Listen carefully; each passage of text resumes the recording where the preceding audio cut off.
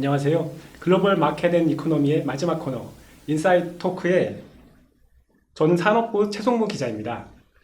지난주에 이어서 오늘도 한국 자동차 모빌리티 산업협회의 권은경 조사 분석 실장님 모시고 그 모빌리티의 미래에 대한 이야기를 나눠보도록 하겠습니다.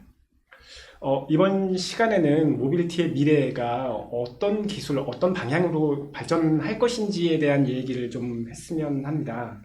그 자동차 시장의 미래로 꼽히는 것 중에 꽤 중요한 흐름이 SDV, 그러니까 소프트웨어 중심 자동차인 것 같습니다.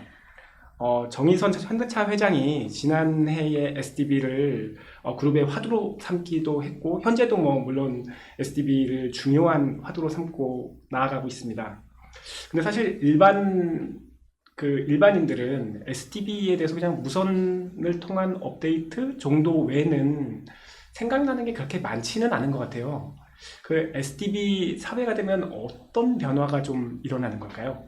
그러니까 가장 큰 축은 말씀하셨던 것처럼 이제 차량을 이제 OTA를 통해서 이제 업그레이드 하거나 이제 그 어떤 그 구성을 바꾸는 이제 기능을 바꾸는 것들이 가장 큰 이제 부분이라고 할 수는 있는데요. SDV라고 한다면은 이제 다들 이제 소프트웨어 중심 차량, 소프트웨어가 이제 그 기반이 되는 자동차라고 이제 생각을 하시는데, 근데 그 소프트웨어로 이제 그 변화를 하기 위해서는 그 자동차를 구성하는 부품들이 일사불란하게 그 소프트웨어의 업데이트에 따라서 이제 변화가 되도록 재설계가 돼야지 되는 부분들이거든요. 지금 테슬라를 통해서 이제 OTA를 이제 많이들 이제 익숙하게 접하셨고, 또 이제 스마트폰을 통해서 이제 어플리케이션 생태계를 많이들 이제 접하셨기 때문에 그런 수요 때문에 이제 자동차도 이렇게 변했으면 좋겠다. 이렇게 변할 수 있지 않겠느냐라는 이제 그런 수요들이 많아졌고, 그래서 이제 레거시 업체들도 소프트웨어 기반 자동차에 관련된 그런 전략이라던가 그 개발 프로젝트에 대해서 이제 많이 제시를 하고 있는데요. 말씀하셨던 것처럼 이제 그 자동차 부품 생태계가 우선 그 소프트웨어 기반으로 이제 변화를 해야지 엄중한 의미에서 SDV가 이제 도래를 할 수가 있을 것 같습니다. 보통 이제 전통적인 자동차, 지금의 자동차들도 많은 부분들이 이제 전장 부품, 이제 전기 제어로 이루어져 있고, 그 전기적인 장치를 통해서 이제 성능들이 구현이 되고 있는데요.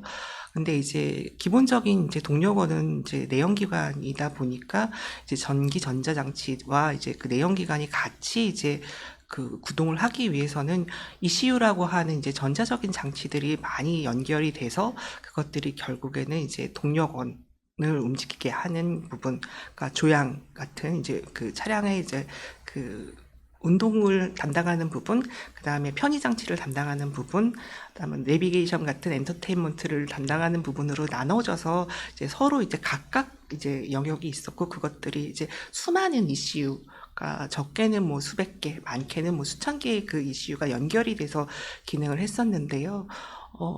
그러다 보니까 이제 기존에는 완성차 부품을 납품하는 업체들이 아주 기본적인 코딩을 가지고 그 소프트웨어가 내장되어 있는 부품들을 납품을 해 왔었습니다. 그런데 이게 점점 이제 복잡해지고 기능들이 많아지다 보니까 ECU의 개수가 기하급수적으로 늘어나 있고, 차량을 한번 이제 업데이트를 하려고 하다 보면은 이게 센터에 들어가서 몇 날 며칠을 이제 계속 그 업데이트를 해야 되는 부분들이 생기게 되는 거죠.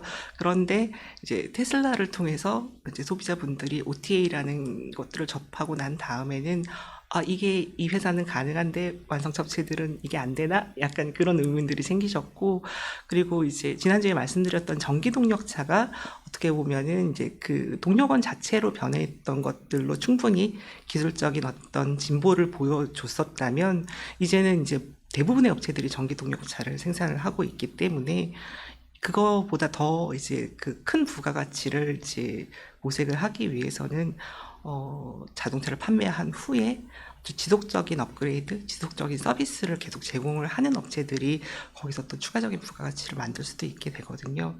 그러다 보니까 이제 SDV 개념이 중요해졌고, 그 차량의 설계부터 SDV를 대응했던 그런 그 부품이 개발이 돼야 됐고, 거기서 이제 그 많은 완성차 업체들이 SDV를 이제 그 차세대 어떤 전략으로 세워서 추진을 하고 있는 것 같습니다.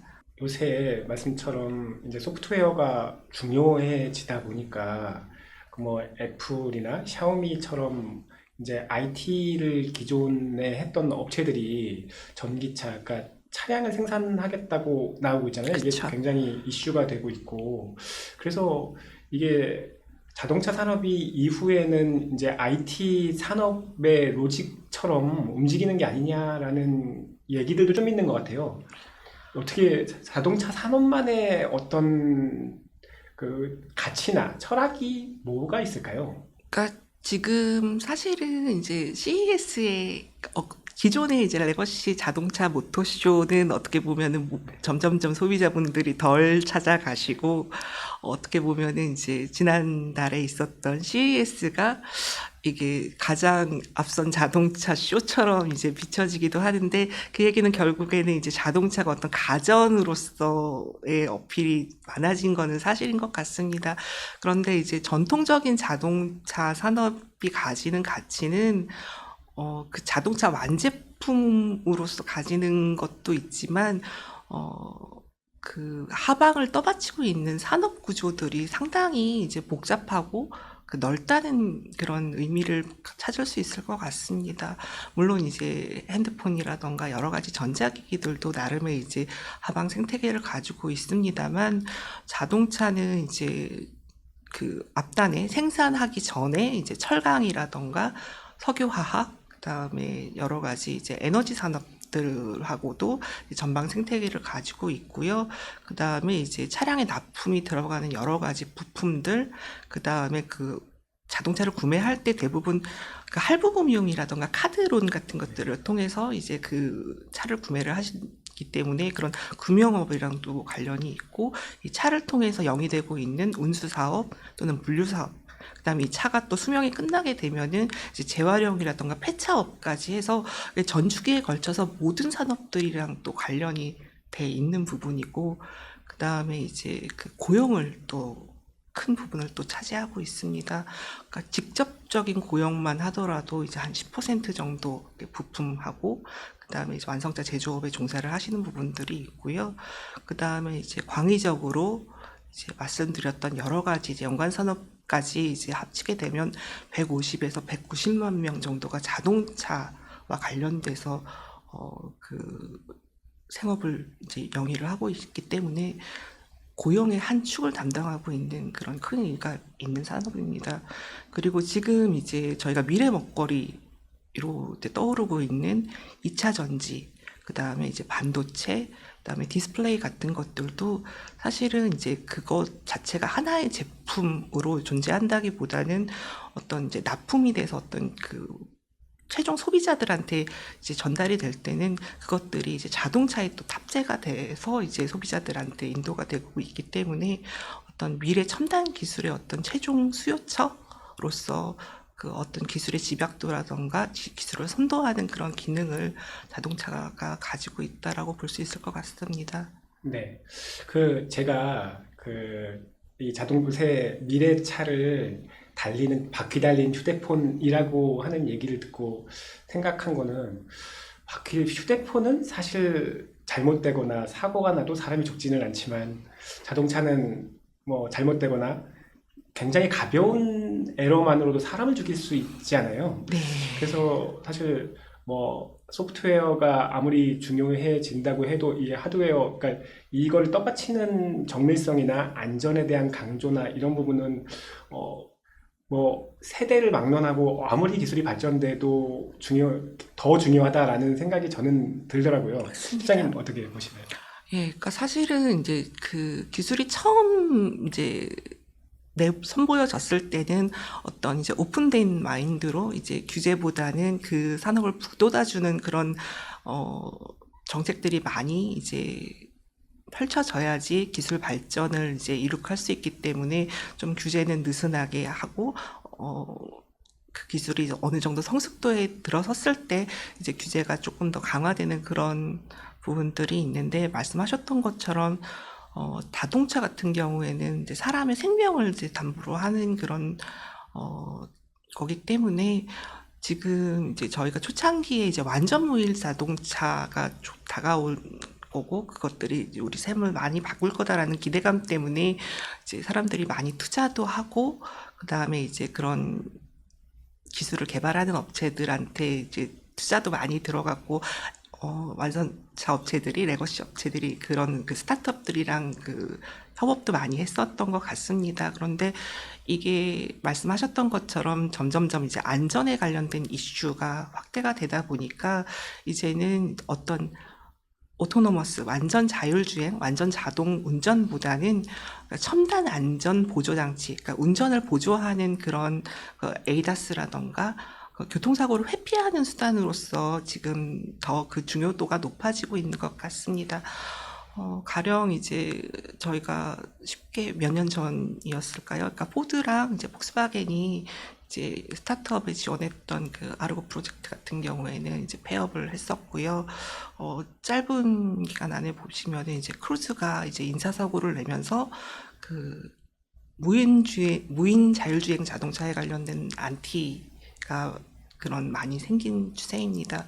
그리고 이제 그 영국에서는 이제 자율주행 운전 기간 동안에 발생했던 교통사고에 대해서는 무조건 제조업체의 책임이다라는 그런 정부 입법도 나오고 있는 추세다 보니까 저희가 이제 그 영화에서 봤던 그런 완전 무인 자율주행 자동차에 관련된 도래는 조금 더 시간이 오래 걸릴 것 같고요. 대신에 이제 교통사고를 이제 줄이는 또는 운전 취약계층을 도와주는 그런 그 자율주행 기술이 좀 더 넓게 이제 퍼지는 그런 보편화되는 그런 추세로 그 기술이 더 확장되는 것 같습니다. 물론 말씀처럼 안전이 굉장히 중요하죠. 안전이 중요하지만 역시 그 산업적 측면의 기술 발전이나 이런 부분도 역시 중요하잖아요. 네. 그런 의미에서 그 계속 그 첨단 모빌리티가 어떻게 발전하고 있는지 말씀을 계속 나누고 싶은데요. 네.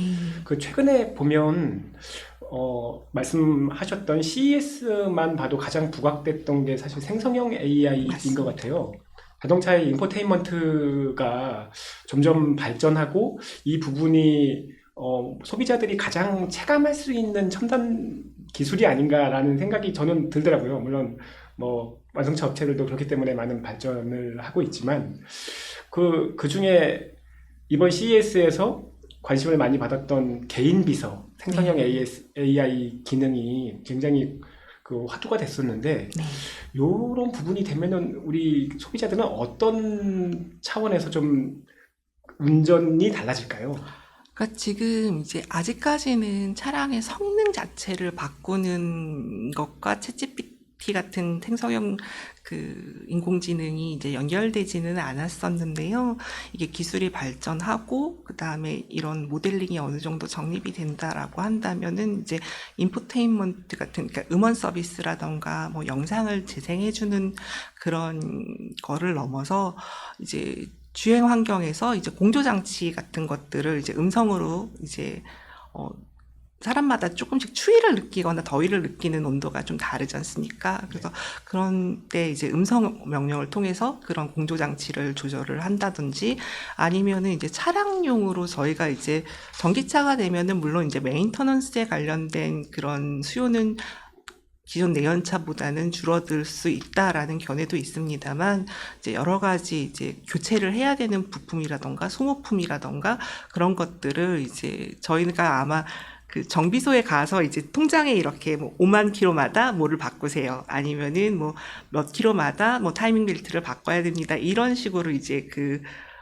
지금은 이제 그런 식으로 이제 정비소에서 그런 이력을 관리를 해주는데 차량이 이제 점점 고도화되고 그런 그 생성형 AI 같은 것들이 이제 그 내재화 된다라고 하면은 그런 것들이 그 다 이제 그 차 안에서 이제 정보가 정리가 되고 소비자들한테 노티가 될 수 있고 그 다음에 그런 정보들이 차 안에서만 이제 그 공유되는 게 아니라 제가 가지고 있는 이제 모바일 폰이랑 그 차량이 이제 연동이 되면서 이제 원격으로 그런 것들 정보를 실시간으로 다 이제 볼 수 있을 것 같습니다. 그래서 뭐 의자를 지금은 한 7가지 모드로 이제 세팅을 해서 이제 그 앉을 때 시트가 이제 조정이 된다라고 하면은 훨씬 더 다양한 버전으로 쾌적한 시트의 세팅 값을 이제 알아서 조절을 해준다든지 아니면은 이제 개인화된 서비스 같은 것들을 좀 더 확장돼서 이제 그런 생성형 AI들이 지원을 해준다든지 하는 방법으로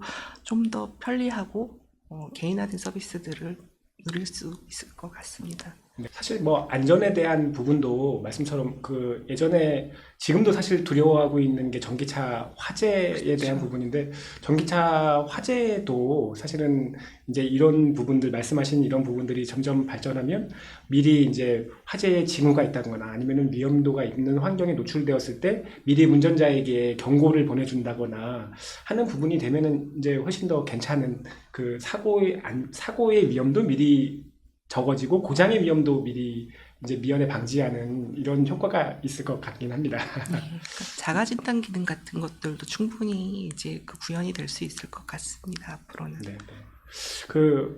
아까 말씀 주셨던 자율주행 기능에 대해서 좀 얘기를 해보고 싶은데요. 그러니까 이번 뭐 기술적 흐름도 그렇고 지금 말씀처럼 자율주행의 여러 이 안전에 대한 부분 때문에 자율주행이 예전에는 정말 각광받았었죠. 근데 네. 지금은 진짜 운전자의 운전을 보조하는 기능 정도로 이제 줄어들고 있는 것 같아요.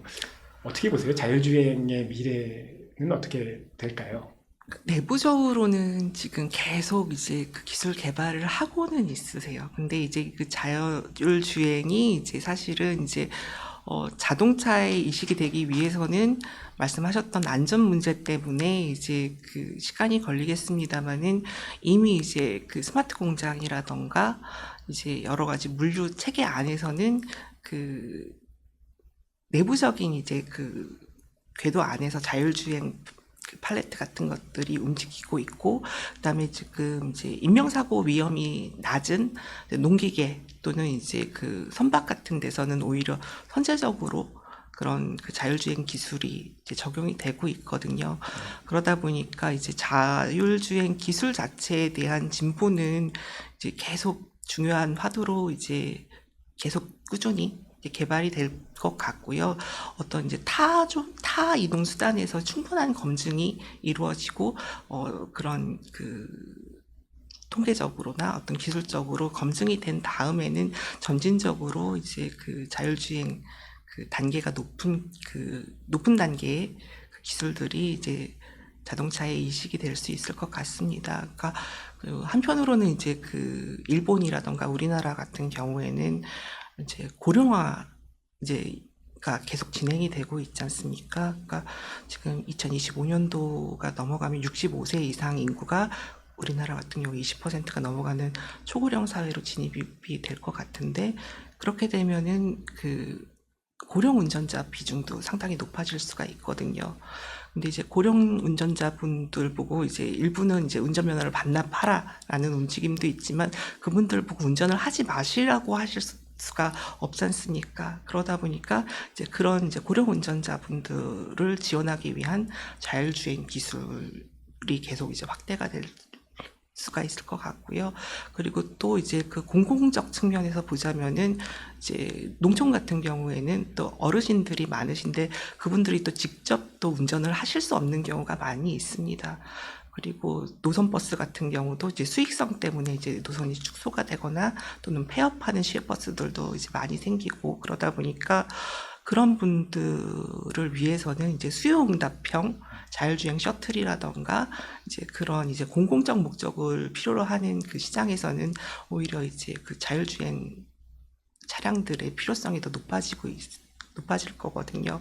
그런 거를 고려했을 때 과거에는 이 자율주행 기술을 가지고 차량의 부가가치를 높여서 더 높은 가격에 차를 이제 고급화시켜서 이제 기술을 이제 어떻게 보면은 과시하거나 이제 뽐낸다라는 글쎄요, 그런 컨셉으로 이제 자율주행을 봤다면 이제는 어떻게 보면은 복지적, 공공적 성격으로서 자율주행의 중요성이 좀 더 높아지는 게 아닌가 싶습니다.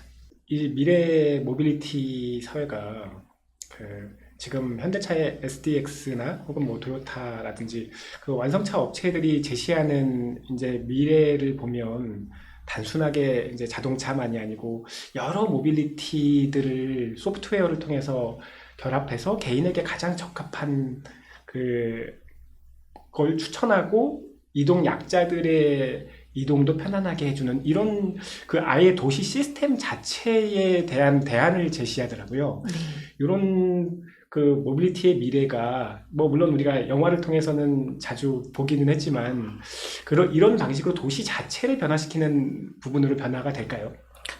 지금 이제 그 도요타에서 제시했던 우븐시티 같은 경우에는 이제 그 프로젝트의 그 시작은 사실은 이제 그 공장이 있던 도요타가 가지고 그 공장이 있던 그 공장을 다른 지역으로 이전을 하면서 거기 그 생산 기반이 사라진 도시에서 어떻게 하면 지속 가능한 그런 생태계를 만들 수 있을까라는 개념으로 출발을 했다고 합니다.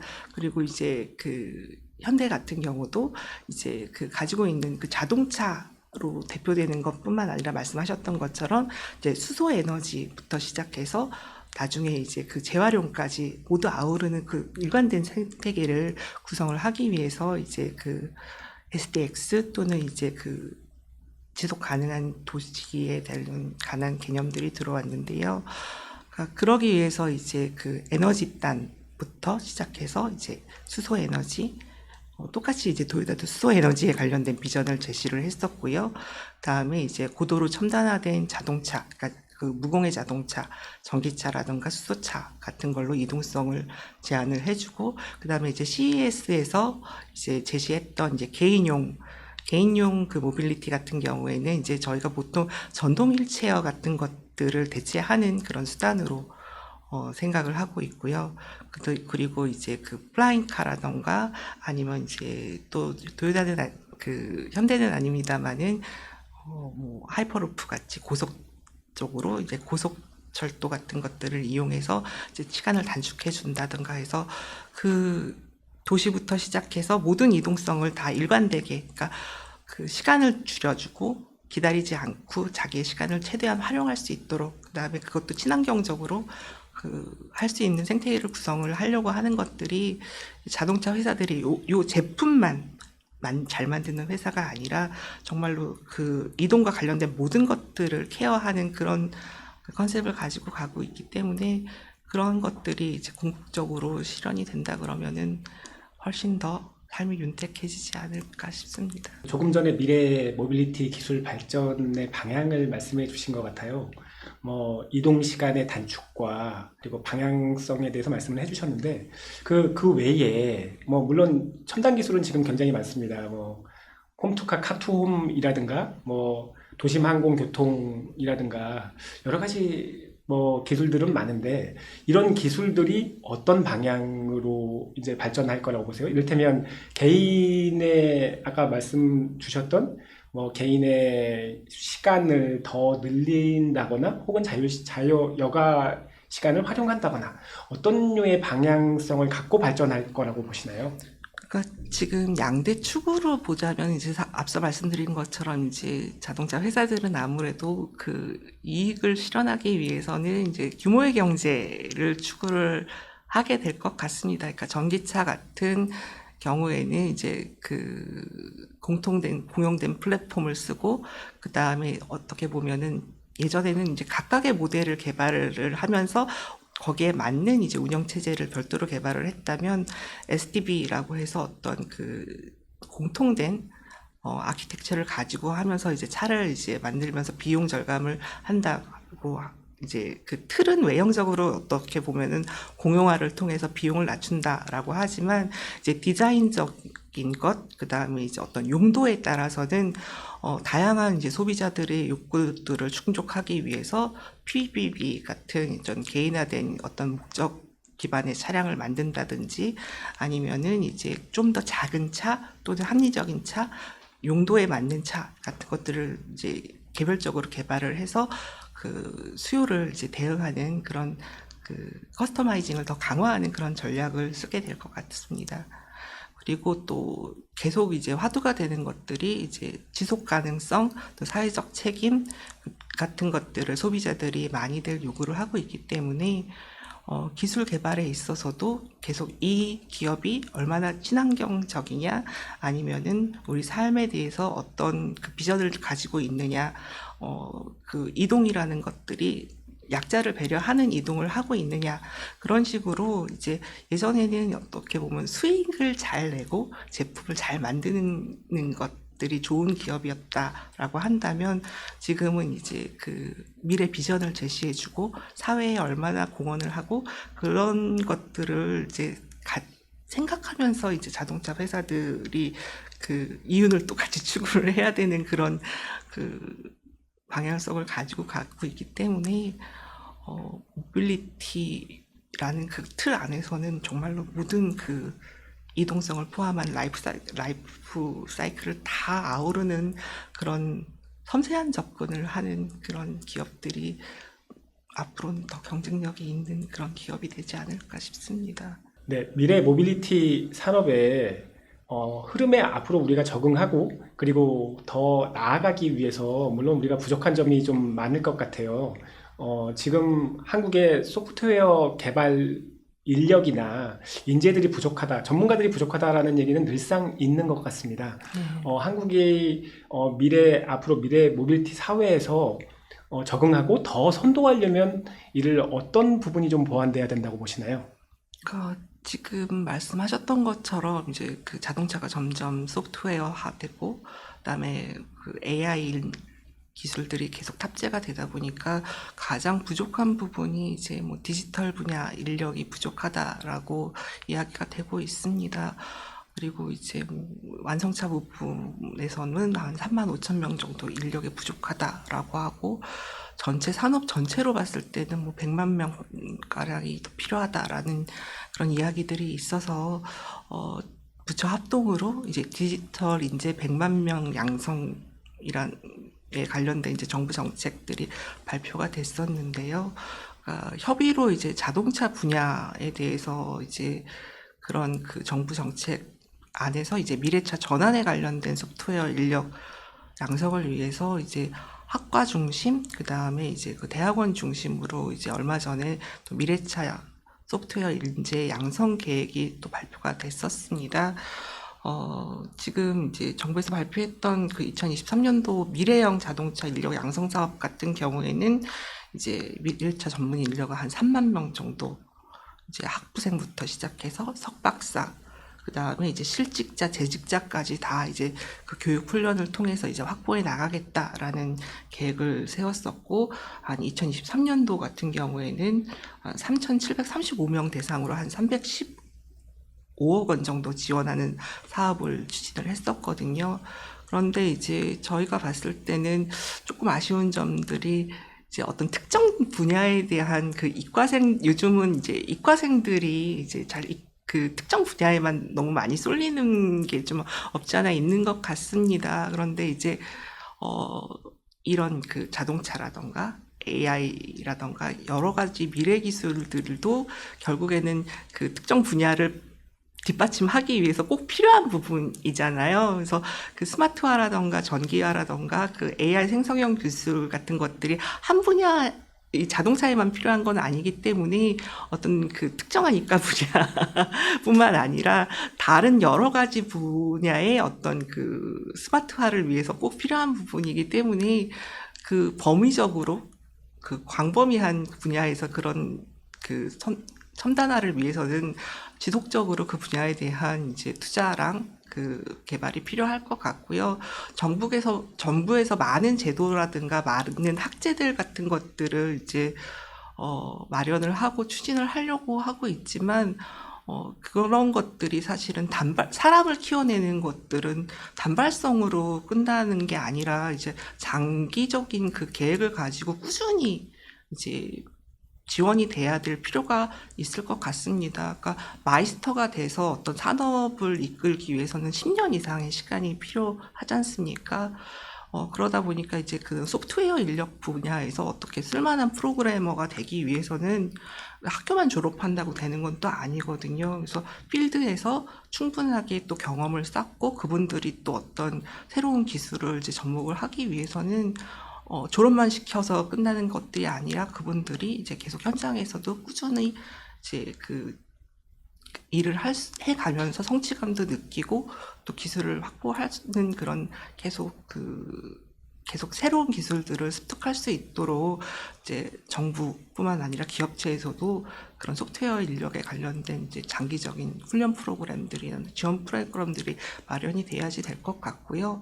그리고 또 한편으로는 자동차 같은 경우에는 이제 IT만 잘하면 되는 게 아니라 이 자동차를 움직이게 하는 어떤 그 기계적인 어떤 그 기능들도 충분히 이해가 되어야지만 IT와 어떤 자동차 또는 이제 모빌리티 분야에 이제 시너지가 창출이 될 수 있을 것 같습니다. 그래서 소프트웨어 인력을 이제 자동차에 취업을 시키는 것도 중요하지만 자동차를 잘 이해하시는 분들이 또 IT적인 소양을 가질 수 있도록 기존에 이제 그 부품 기업이라던가 완성차 업계에 종사하시는 분들이 그런 이제 IT적인 소양을 가질 수 있도록 재훈련이라던가 이제 그런 그 직업훈련 같은 것들을 시켜주는 것도 이제 좀 필요하다라고 생각을 하고 있습니다.